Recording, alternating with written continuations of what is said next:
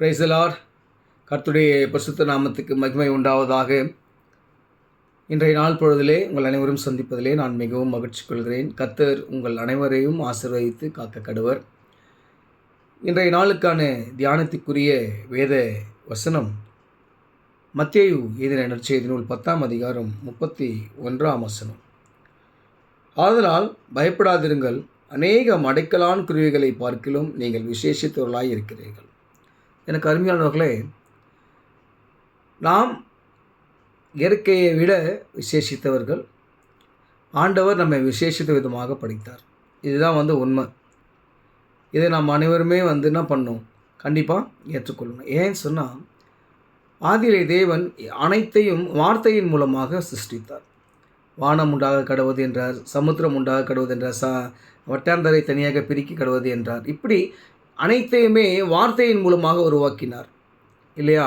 ஆனால் மனுஷனை சிருஷ்டிக்கும் போது மட்டும்தான் அவர் தன்னுடைய கரங்களாலே ஒரு பொம்மையை செய்து அந்த பொம்மைக்கு தன்னுடைய சொந்த சுவாசத்தை ஊதி அவன் ஜீவாத்மானான். அவன் ஒரு மனுஷனானான். அப்படி தான் படைக்கப்பட்டிருக்கிறோம். விசேஷித்த விதமாக நம்ம படைக்கப்பட்டிருக்கிறோம். ஆனால் இன்றைக்கி நம்மை நாம் எப்படி பார்க்குறோன்னு சொன்னால், இது ஒரு மனித பிறவி, இது அற்பமான பிறவி அப்படியெல்லாம் நம்ம சொல்வது உண்டு. இயற்கையை தேடி ஓடுவதுண்டு. இங்கே போகலாம், ஊட்டி போகலாம், கொடைக்கானல் போகலாம், ஏற்காடு போகலாம், இமாச்சல் போகலாம் இல்லையா, காஷ்மீர் போகலாம், இல்லை ஐஸ்லாண்டு, இந்த மாதிரிலாம் சுவிட்சர்லாந்து, இந்த மாதிரிலாம் போயிட்டு இயற்கையை ரசிப்பது உண்டு. ஆனால் கர்த்தர் நம்மையே மட்டும்தான் விசேஷித்தமாய் படைத்திருக்கிறார். அடைக்கலான் குருவிகளை பார்க்கிலும் புல்லின் புஷ்பத்தை பார்க்கிலும் நாம் விசேஷித்தவர்கள். அதனால் நீங்கள் நம்ம எல்லாருமே கடவுளுக்கு முதலாவது நன்றி சொல்லணும். ஏன்னா ஆண்டவரே, நீங்கள் எங்களை விசேஷித்த விதமாக உங்களுடைய சொந்த கரங்களால் எங்களை உருவாக்கினீர். அது மட்டும் இல்லை, உங்களுடைய ஜீவ சுவாசம், அந்த சுவாசத்தை எங்களுக்கு நீங்கள் என்ன பண்ணீங்க, ஊதி எங்களை ஜீவ ஆத்மா ஆக்கினீர்.